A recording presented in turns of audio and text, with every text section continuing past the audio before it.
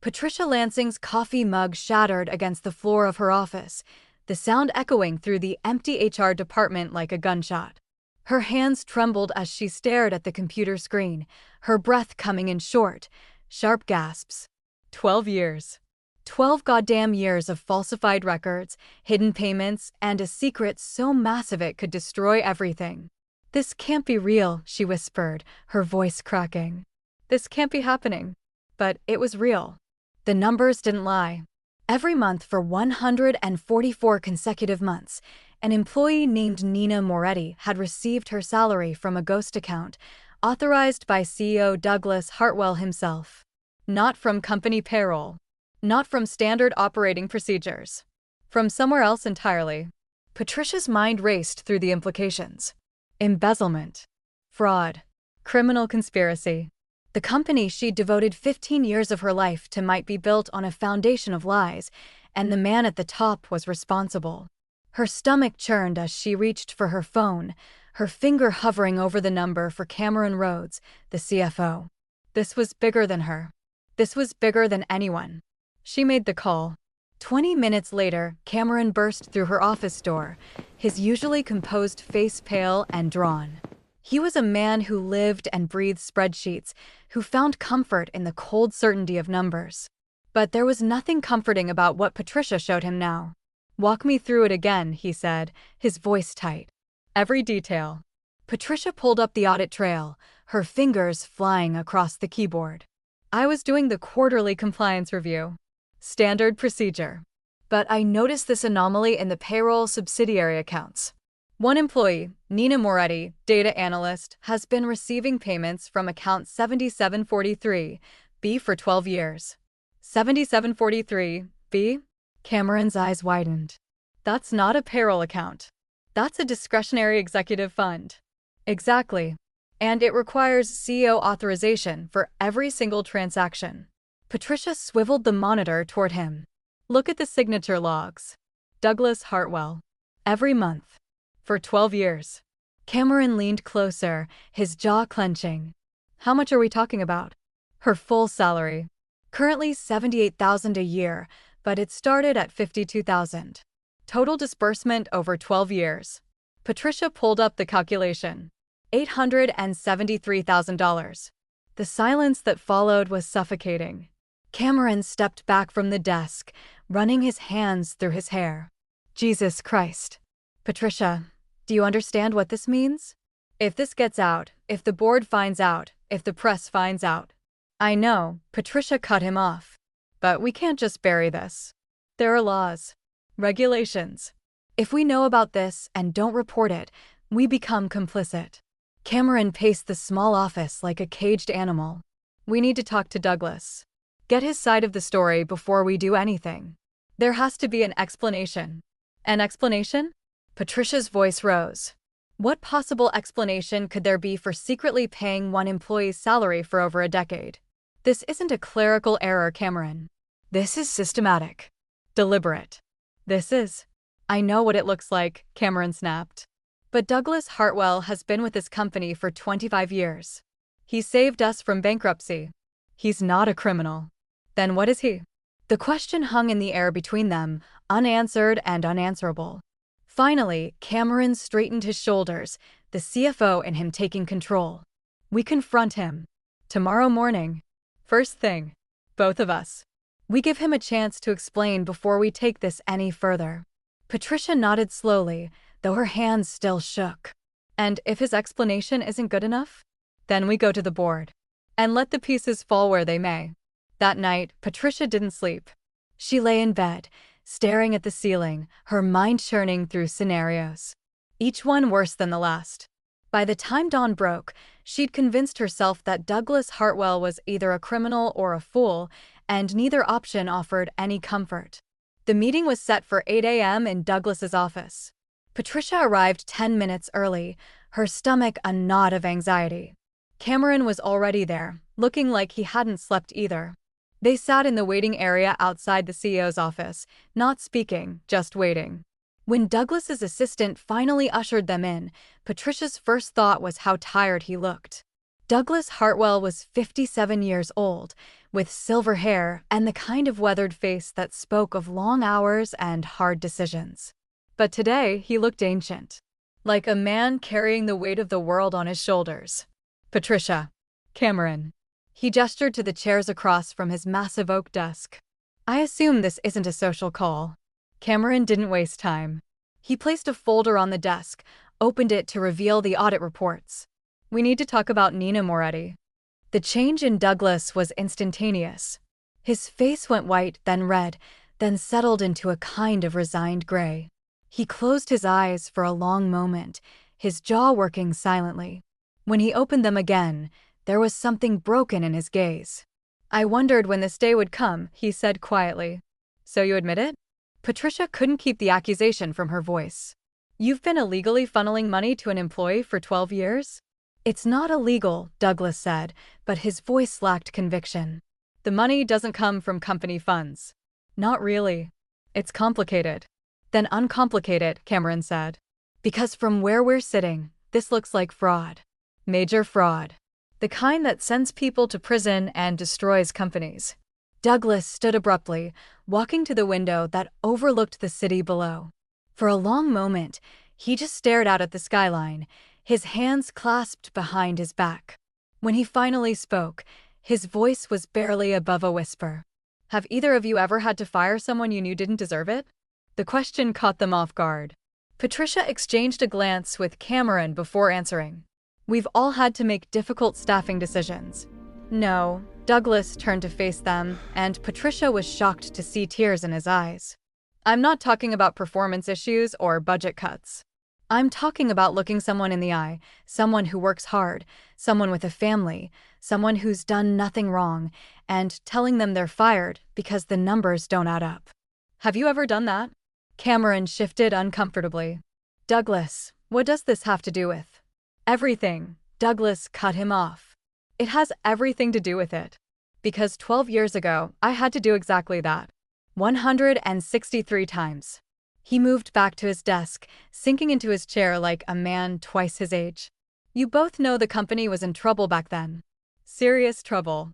Gerald Winters was president. I was VP of operations. We were hemorrhaging money, clients were leaving, and bankruptcy wasn't just possible, it was probable. Patricia remembered. Everyone who'd been with the company remembered those dark days. The fear. The uncertainty. The rumors. Gerald made the call. Douglas continued. 40% workforce reduction. Immediate. No severance beyond the legal minimum. It was brutal, but it was survival. We made a list. 163 names. Good people. Hard workers. But we couldn't save everyone. He pulled open a desk drawer and removed an old, worn folder. Inside was a printed spreadsheet, yellowed with age. This is the list. Nina Moretti was number 78. Cameron leaned forward. I still don't understand how this justifies. Let me finish, Douglas said, his voice hardening. Nina Moretti was 29 years old. Single mother of 2. Her husband, David, had died in a car accident 8 months earlier. She was drowning in medical debt from his hospital bills. She was working overtime, taking on extra projects, doing everything right. And we were going to fire her anyway. The office fell silent except for the distant hum of the city outside. Patricia felt something cold settle in her chest. Gerald knew her situation, Douglas said. He made it his business to know everyone's situation. That was the kind of man he was. And 3 days before we were supposed to execute the layoffs, he called me into his office. It was late. Almost midnight. He'd been drinking, which wasn't like him. And he showed me Nina's file. Douglas's hands trembled as he held the old spreadsheet. He said, I can't do this one. I can't fire this woman and live with myself. I told him we didn't have a choice. The math was the math. We needed to cut 40% or we all went down. But Gerald, he just shook his head and said, then I'll pay her salary myself. What? Patricia couldn't hide her shock. That's what I said, Douglas replied. I thought he'd lost his mind. But he was serious. Dead serious. He wanted to personally pay Nina Moretti's salary so she could keep her job. Keep her health insurance. Keep food on her table for her kids.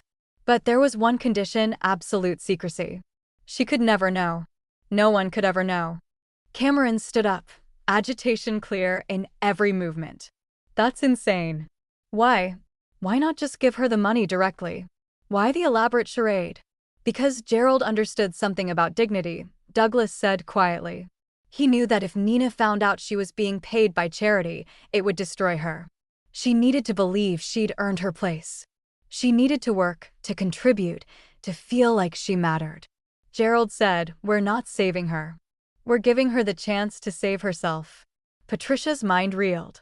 "So you helped him set up the ghost account. You've been facilitating this for 12 years. Not exactly, Douglas said, and now his voice cracked completely. Gerald funded it for 5 years. And then he died. The words fell like stones into a still pond, ripples of understanding spreading outward. Cameron sank back into his chair. Oh God. Heart attack, Douglas said. Sudden. Massive. He was only 61. And in his will, there was a sealed letter addressed to me. Only to me. He reached into the folder and pulled out an envelope, the paper soft with handling. I've read this letter maybe 1,000 times. I practically have it memorized. But I still keep it. As a reminder. He didn't open it, just held it, his thumb tracing the edge. Gerald had established a trust fund. $2 million. Specifically designated to continue Nina Moretti's salary payments for as long as she remained employed with the company. He made me the trustee, the executor. And he made me promise to continue the secret. Why didn't you tell someone? Patricia asked, her voice gentler now. Why didn't you tell the board or HR or... Because it was his dying wish. Douglas's voice cracked like thunder. Because the man who saved this company, who saved my career, who taught me everything I know about leadership and integrity, asked me for one thing. One final thing. And I couldn't say no. The emotion in the room was suffocating. Patricia felt tears prickling her own eyes now, though she wasn't sure why. This was still wrong. It was still a violation of protocol, of transparency, of everything a corporation was supposed to stand for. But somehow, it was also heartbreaking. There's more, Douglas said, his voice dropping to barely audible. Something I haven't told anyone. Something that makes this whole thing even worse. Cameron and Patricia waited, neither daring to speak. Nina Moretti is an exceptional employee, Douglas continued. Not just good. Exceptional. In the 12 years she's been here, she's been promoted twice. Both times on merit. Her performance reviews are flawless. She's led projects that have saved this company millions of dollars. She's mentored junior analysts. She's everything you could want in an employee. He pulled up something on his computer and turned the monitor toward them. It showed a graph, tracking salary over time. This is Nina's actual earned salary versus the trust fund payments. For the first 8 years, the trust fund covered everything. But 4 years ago, she got a major promotion. Her salary jumped significantly. And for the last 4 years, her actual compensation has exceeded what the trust fund provides by almost $30,000 annually. Patricia stared at the graph, her mind struggling to process the implications. So the company has been paying her real salary, and the trust fund payments have been redundant, Douglas finished. For 4 years, Nina has been fully self-sufficient. The trust fund payments became symbolic. A promise I was keeping to a dead man for no practical reason except honor. Then why not stop? Cameron asked. Why not end it when it became unnecessary? Douglas's laugh was bitter and hollow. Because Gerald's letter made me promise to continue until Nina retired or left the company voluntarily. Because I gave my word to a dying man. And because his voice broke completely now, because I'm a coward. Because telling Nina the truth means admitting we almost fired her. Means admitting her entire career here started as charity. Means destroying whatever pride and dignity she's built over 12 years. How do I do that? How do I look her in the eye and tell her everything she thinks she knows about herself is a lie? The silence that followed was devastating.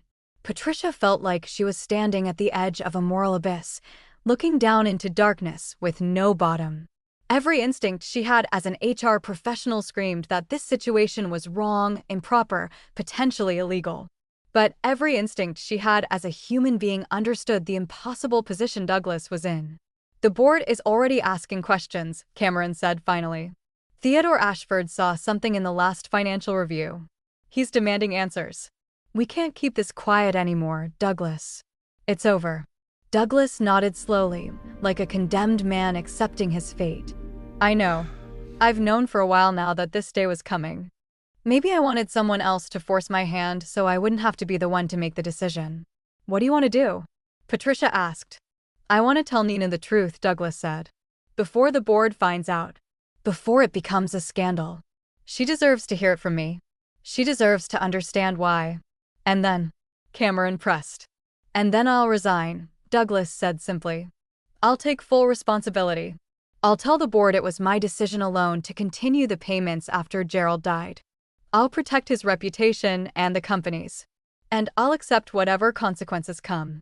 Patricia shook her head. "Douglas, you don't have to." "Yes, I do," he interrupted. "Because this is the right thing. Maybe it's the only right thing I can do at this point. I've been lying by omission for 7 years. I've violated company policy, ethics regulations, and probably a dozen other rules. But more than that, I've robbed Nina Moretti of the truth about her own life. That's unforgivable." He stood up, straightening his tie with shaking hands. "I'm going to call her right now. I'm going to ask her to come to my office. And I'm going to tell her everything." "Wait," Cameron said, alarm clear in his voice. "Shouldn't we think about this? Plan it out? Maybe have legal present?" "No," Douglas said firmly. "I've been thinking about this for 7 years. I've planned and second-guessed and agonized over every possible scenario. The only thing I haven't done is the one thing that matters, told the truth. So that's what I'm going to do. Right now. Today." Patricia stood as well, her professional instincts warring with her human compassion. "Do you want us here when you tell her?" Douglas considered for a moment, then shook his head. "No. This is between Nina and me. Between her and Gerald's memory. But thank you for finding this, for confronting me, for giving me the push I needed to finally do what I should have done years ago." As Patricia and Cameron left the office, Patricia couldn't shake the feeling that they'd just witnessed something terrible. Not evil, exactly, but tragic in a way that went beyond simple right and wrong. In the hallway outside, Cameron grabbed her arm. "We should document everything. Record what he told us. Protect ourselves." Patricia pulled her arm free, suddenly angry. "Protect ourselves? That man is about to destroy his career and devastate an innocent woman because he kept a promise to a dead mentor. And you want to cover your ass?" "That's not what I meant," Cameron said, but his eyes said otherwise. Patricia walked away without another word, heading back to her office. But she didn't go inside. Instead, she found herself walking toward the data analysis department, toward Nina Moretti's desk, driven by a morbid curiosity to see the woman at the center of this catastrophe. She found Nina easily enough. A small woman in her early 40s with dark hair pulled back in a practical ponytail. She was focused intently on her computer screen, her fingers flying across the keyboard. On her desk were photos, 2 teenagers, a boy and a girl, both smiling. There was also a small plant, carefully tended, and a coffee mug that read "World's Best Mom." As Patricia watched from a distance, another woman approached Nina's desk. Asian, early 30s, with kind eyes and a warm smile.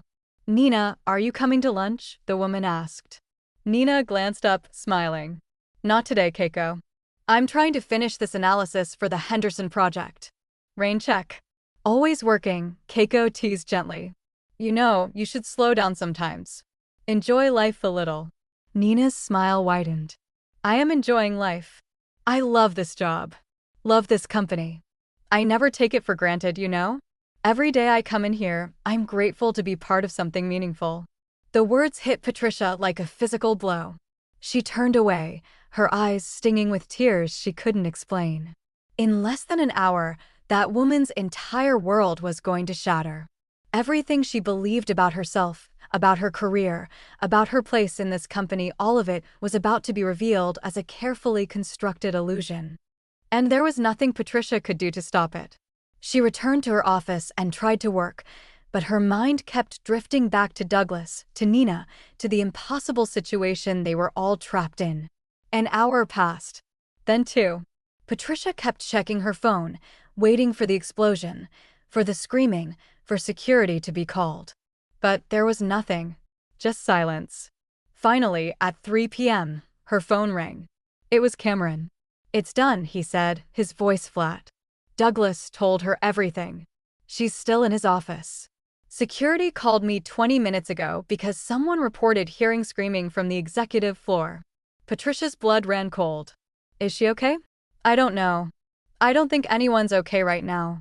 Douglas asked security to stand down, said everything was under control. I can't But believe you Patricia, did this! his voice dropped to a It was the whisper. only way. I walked You past should have his told office me. on my way to the restroom. I could hear her crying through the door. Not just crying. Sobbing. Like someone died. "Jesus," Patricia breathed. "There's more," Cameron continued. "Theodore Ashford knows. Someone must have told him. He's called an emergency board meeting for tomorrow morning. Douglas is finished. And probably the rest of us too if we can't prove we weren't complicit." Patricia barely heard him. Her mind was still stuck on the image of Nina Moretti sobbing in the CEO's office, her world crumbling around her.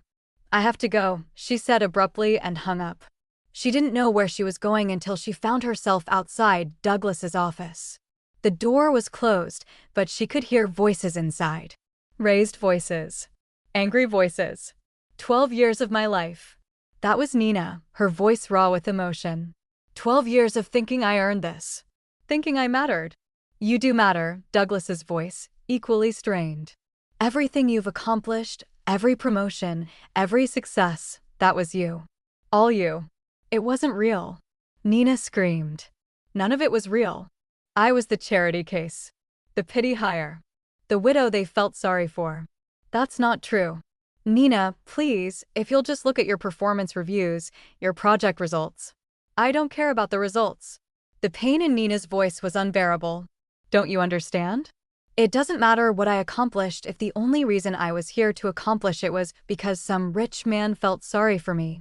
There was a crash, like something being thrown. Patricia jumped back from the door. "I could have survived," Nina continued, her voice breaking. "After David died, after the medical bills, I could have found another job. It would have been hard, but I would have figured it out. I would have taken care of my kids. I didn't need saving." "I know," Douglas said quietly. "Gerald knew that too. That's why he did it the way he did. He wanted you to save yourself. He just wanted to give you the chance." "Well, congratulations," Nina said bitterly. "He gave me the chance, and I took it, and I built a career, and I made a life. And now you've destroyed all of it with the truth. Was it worth it? Was keeping your promise to a dead man worth destroying a living woman?" The words hung in the air like poison. Patricia realized she was crying, tears streaming down her face as she stood outside the door like a coward, listening to a private agony she had no right to witness. The door suddenly opened. Nina stood there, her face streaked with tears, her eyes red and swollen. She looked at Patricia with such raw pain that Patricia actually stepped back. "Did you know?" Nina asked, her voice hoarse. "No," Patricia said quickly. "I just found out yesterday. I'm the one who discovered the payments." Nina laughed, a harsh, bitter sound. "So you're the hero here. The one who uncovered the truth. How does it feel?" "Nina, I'm so sorry." "Don't," Nina cut her off. "Don't apologize. Don't pity me. I've had enough pity to last a lifetime, apparently." She brushed past Patricia, walking quickly toward the elevators. Patricia wanted to follow, wanted to say something, anything that might help. But what could she possibly say? What words could heal a wound this deep? She turned back to Douglas's office.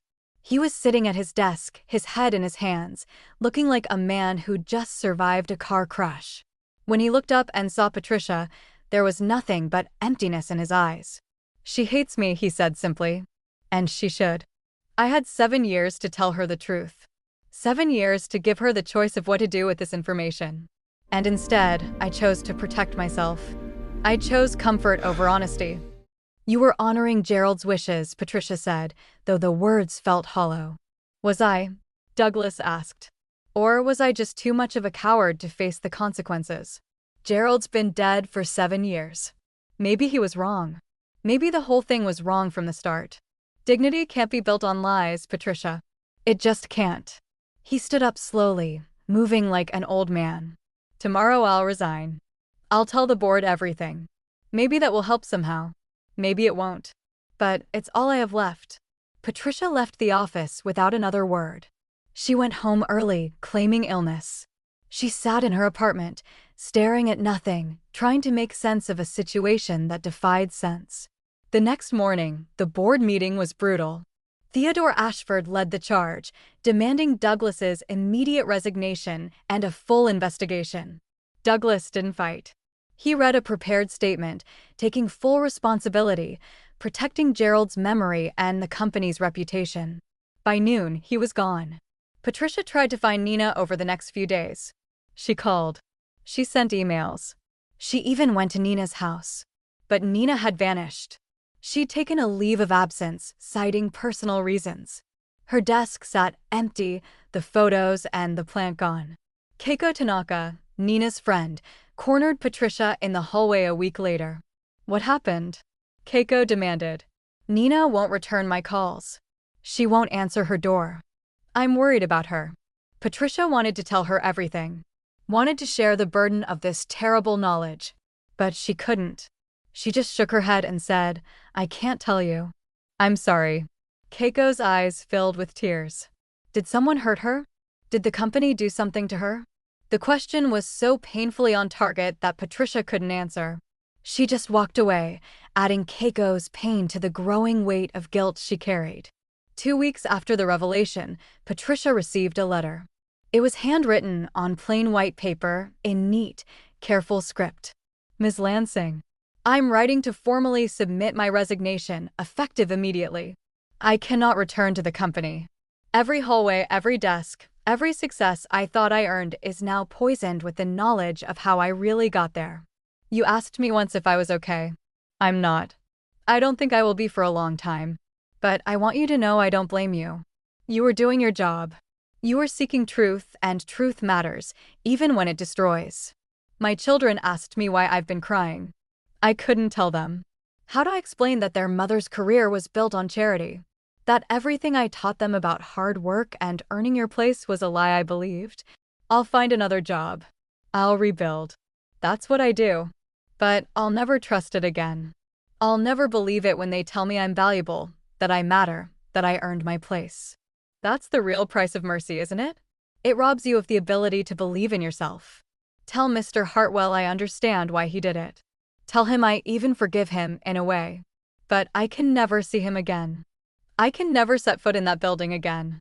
Gerald Winters gave me 12 years of false dignity. Douglas Hartwell gave me the truth. I don't know which gift was crueler. Sincerely, Nina Moretti. Patricia read the letter 3 times before she finally let herself cry. She cried for Nina, for Douglas, for Gerald, for Keiko, for everyone caught in the wreckage of a kindness that had curdled into cruelty. If you've made it this far in the story, I need you to do something for me. Hit that subscribe button, leave a comment below telling me what you would have done in Douglas's position, and give this video a like. Because stories like this need to be shared. Stories about the impossible choices we make and the consequences we can never escape. A month later, Patricia sat in her office, staring at the files she could never quite bring herself to close. Cameron had moved on, accepted a position at another company. Theodore Ashford and the board had tried to bury the scandal, succeeding mostly because Nina refused to make it public. She disappeared into the city, into anonymity, taking her pain with her. Douglas Hartwell never worked again. He retreated to a small apartment upstate, refusing interviews, refusing contact. He'd become a ghost, just like Gerald's money had been. And Nina? Patricia heard rumors. That she'd taken a job at a small startup, using a different name. That her children had graduated high school, both on scholarships. That she'd rebuilt her life, brick by brick, though the foundation was forever cracked. Patricia tried to find meaning in it all. Tried to extract some lesson about honesty or integrity or the price of secrets. But there was no meaning. Just wreckage. Just good people trying to do right things in impossible situations and destroying each other in the process. Late one night, Patricia pulled up Nina's employee file one last time. She looked at the performance reviews, the project successes, the promotions earned on merit. All of it real. All of it tainted. She thought about Gerald Winters, who died believing he'd saved a life. About Douglas Hartwell, who destroyed his career keeping a promise. About Nina Moretti, who'd lost everything because two men thought they knew what was best for her. The worst part, Patricia realized, was that none of them were wrong. Gerald's intentions had been pure. Douglas's loyalty had been admirable. Nina's pain was justified. They'd all done what they thought was right, and they'd all paid the price. Patricia closed the file for the last time. She thought about calling Nina one more time, trying one more time to offer comfort or explanation or apology. But what was left to say? Sorry we tried to help you? Sorry we told you the truth? Sorry mercy came with such a terrible cost? In the end, Patricia did nothing. Because she learned what Douglas learned, what Gerald never lived long enough to understand. Sometimes the kindest thing you can do for someone is nothing at all. Sometimes mercy is just another word for control. And sometimes the truth doesn't set you free. It just shows you how trapped you always were. The office was dark now, the city lights glimmering through the windows like distant stars. Patricia gathered her things and prepared to leave, knowing that tomorrow would bring new problems, new crises, new impossible choices. But tonight, in the quiet darkness, she allowed herself to mourn for Nina Moretti, for the career that was real but felt false, for the dignity that was earned but was built on lies. Somewhere in the city, Nina was doing the same. Sitting in her own darkness, carrying her own grief, living with the knowledge that she'd been exceptional all along but would never quite believe it again. That was the true cost of what Gerald and Douglas had done.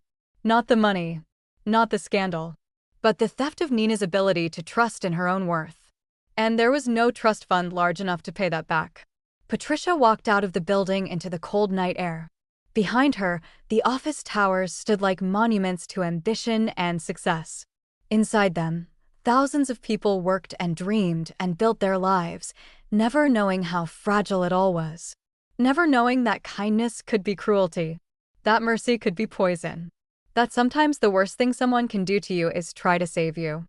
The story ended the way it had begun, with secrets, with pain, with the terrible understanding that some wounds never heal, some debts can never be repaid, and some acts of kindness leave scars that last forever.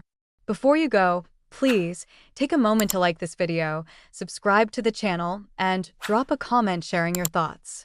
These stories matter. Your engagement helps them reach others who need to hear them. Thank you for watching until the end.